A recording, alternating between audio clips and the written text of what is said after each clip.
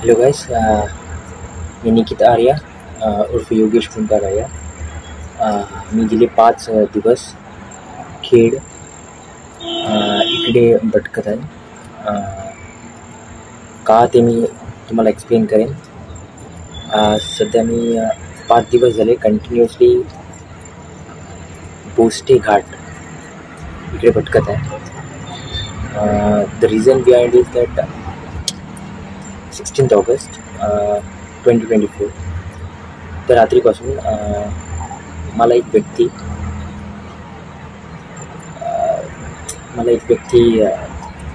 माझ्या ड्रीम्समध्ये येत आहे. अँड ती व्यक्ती रेनकोट घालून आहे, ब्लॅक शूज आहे आणि एक बॅग आहे त्याच्यामध्ये. आणि ती व्यक्ती माझ्याकडे हेल्प मागत आहे. मी खूपदा इग्नोर केला. ऑलमोस्ट 15 डेज आहे इग्नोर केला. काहीच हे केलं नाही. मला वाटलं maybe it's just dream and all, पण it's not dream. It's very serious matter. That guy is continuously coming in my dreams. आणि मला झोप पण लागत नाही आहे. आता किती दिवस झाले मी त्याला शोधतो आहे. जसा तो गाईड करतो आहे माझ्या ड्रीम्समध्ये तसा मी त्याला फॉलो करतो आहे. आणि आता मी ह्या बोस्टे घाटमध्ये आहे. आता मी सगळ्यात हायेस्ट लेवलला आहे घाटाच्या. By road I am searching it.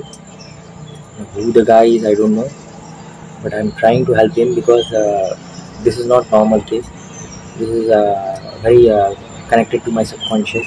ती व्यक्ती कंटिन्युअसली माझ्याकडे हेल्प मागत आहे. For what reason I don't know, but I feel that he needs help and in search of him I have come here. आणि मी ते करून नक्की करणार आहे. आय विल हेल्प हिम. 17 तारीख आहे आणि इट्स अराउंड 4 AM. आणि आज मी जरा खुश आहे कारण आज रात्री एक बिगेस्ट क्लू आला आहे माझ्या डोक्यात. आज एक इमेज आली आहे. म्हणजे तिकडून मला डोंगर चढायचं आहे. सो आज मला लवकर जावं लागेल आणि रेल्वे स्टेशनवर जायचं. आज थोडा ट्विस्ट आहे. आज घाटात मला बाय रोड जायचं नाही, बाय द जंगल जायचं आहे.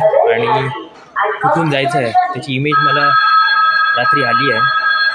सो आज तिथून मला जंगलातून त्या टावरपर्यंत पोचायचं आहे. रिस्क आहे पण आज ती रिस्क घ्यावी लागणार.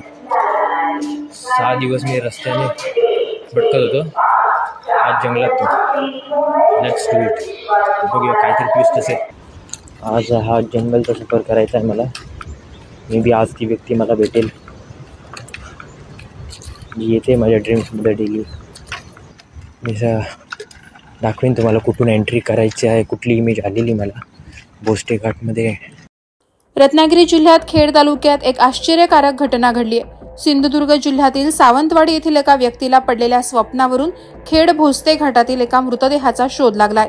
योगेश पिंपळ आर्या असं त्या व्यक्तीचं नाव असून आपल्याला स्वप्न पडत असल्याचं त्यानं पोलिसांना सांगितलं.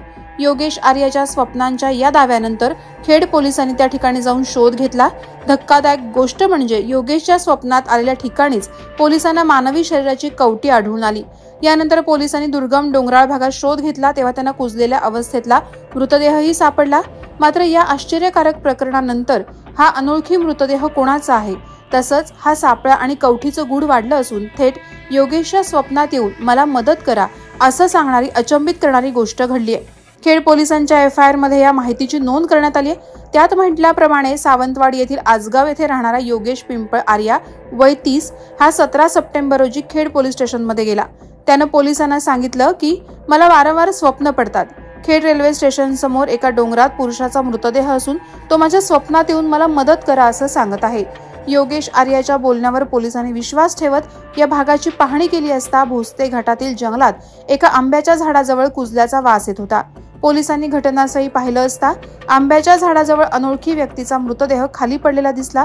त्याच्या अंगात राखाडी रंगाचं जॅकेट, राखाडी रंगाची पॅन्ट आणि या पोशाखाच्या आत मानवी हाडं असल्याचं दिसून आलं. मृतदेहापासून 5 फुटावर एक कवटी सापडली.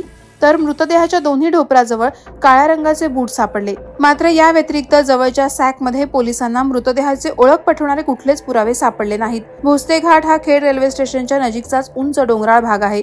हा भाग योगेश आर्या राहतो त्या सिंधुदुर्गातल्या आसगाव पासून शेकडो किलोमीटर लांब आहे। योगेशला जे स्वप्नात दिसलं तशीच हुबेहूब घटना कशी घडली, या घटनाक्रमामुळे नागरिकांसोबतच पोलीसही अचंबित झालेत।